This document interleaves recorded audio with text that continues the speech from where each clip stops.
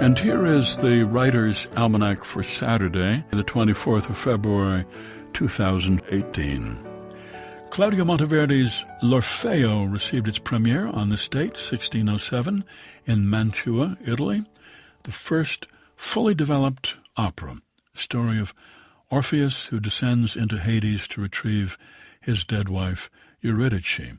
There had been plays with musical accompaniment, but this was the first in which all the actors sang, and people liked it.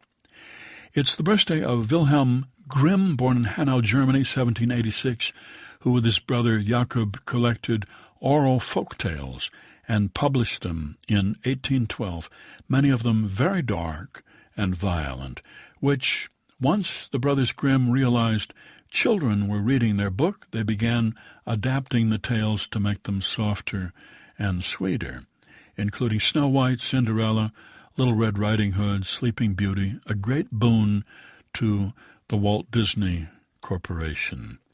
It's the birthday of Jane Hirshfield, born New York City, 1953. She was in the first graduating class at Princeton to include women. Not long after, she published her first poem, and then went off to Northern California to study Buddhism for the next 8 years, during which time she did not write at all. She said, "I don't think poetry is based just on poetry. It is based on a thoroughly lived life. And so I couldn't just decide I was going to write. I first had to find out what it means to live." Her most recent book of poetry is Come Thief. It's the birthday of Stephen Jobs, born in San Francisco, 1955, to two graduate students who put him up for adoption. He was adopted by Clara and Paul Jobs, an accountant and a machinist, and growing up, Jobs and his father would tinker with electronics in the garage. Dropped out of college after a semester, became a Buddhist, and in 1976, at the age of 21, he co-founded Apple Computers, where less than 10 years later, he unveiled the Macintosh, the first personal computer to catch on with the public, on which you simply clicked on icons rather than typing in precise text commands. Stephen Jobs, who once said, "Remembering that you are going to die is the best way I know to avoid the trap of thinking you have something to lose. You are already naked. There is no reason not to follow your heart." Here's a poem for today by Edward Field, In the Morning. Often in the morning the fog is thick over Jersey, sometimes like today, lifting later on to reveal with the clarity of a dream the wide river with its traffic, the cluttered far shore, and the hills beyond where hidden towns send up spires like messages.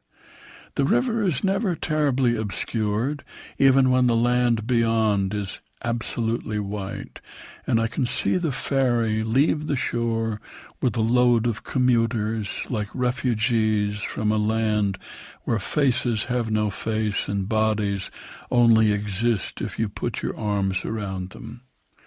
They come to the city where I am, although they do not find me, nor even know that they are searching for me.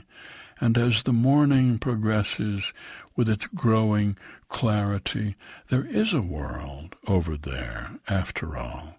Anyway, for a while, precise as a dream, perfect and grimy, until another night, and its temperatures pulls down the fog from the air and obliterates it.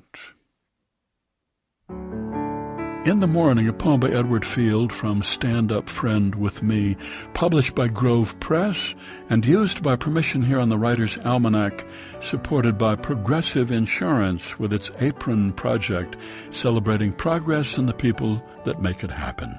Produced by Joy Biles, assisted by Teresa Burgess. Be well, do good work, and keep in touch.